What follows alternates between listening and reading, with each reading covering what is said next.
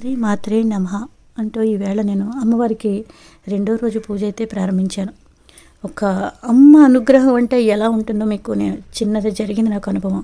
కుంకుమ పూజ లలిత సహస్రనామాలు చదువుతూ కుంకుమ పూజ అయితే నేను చేసుకుంటున్నాను. చేసుకున్న టైంలో అమ్మవారి దగ్గర నుంచి చూశారు కదా, చిన్న ఫోటో పెట్టాను. అమ్మవారి నుంచి ఒక పువ్వు అయితే పడింది కదా అని చెప్పి మనసులో దండం పెట్టుకున్నాను. మళ్ళీ నేను చూసానో లేదో అని ఆ పువ్వు అలా చిన్నగా 2 సార్లు పైనుంచి కిందకి అలా దొల్లుకుంటూ వచ్చిందండి.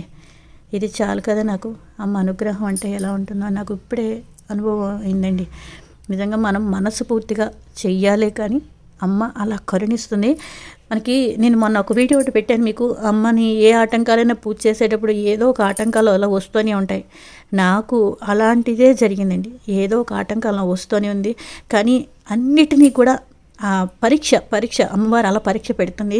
ఆ పరీక్ష కూడా నేను దాటుకుని వచ్చి ఈవేళ పూజ అయితే నేను చేశాను. అంటే పరీక్ష అంటే ఏదో వేరే కాదు. అంటే మనం ఇది మనసులోనూ బాధగా ఉందనుకోండి, ఇంక ఇవాళకి పూజ మానేద్దాం అన్న పరిస్థితి అనమాట. అలాంటిది అయితే వచ్చింది. కానీ అవన్నీ నేను నెగ్గుకుని వచ్చి దేవుడి దగ్గర కూర్చుని పూజ అయితే చేసుకున్నానండి. చాలా ప్రశాంతంగా ఉంది. అమ్మవారి నాకు కరుణించింది అని ఒక చిన్న ఒక అమ్మవారి అనుగ్రహం సాంకేతికం అయితే నాకు ఇదైందండి.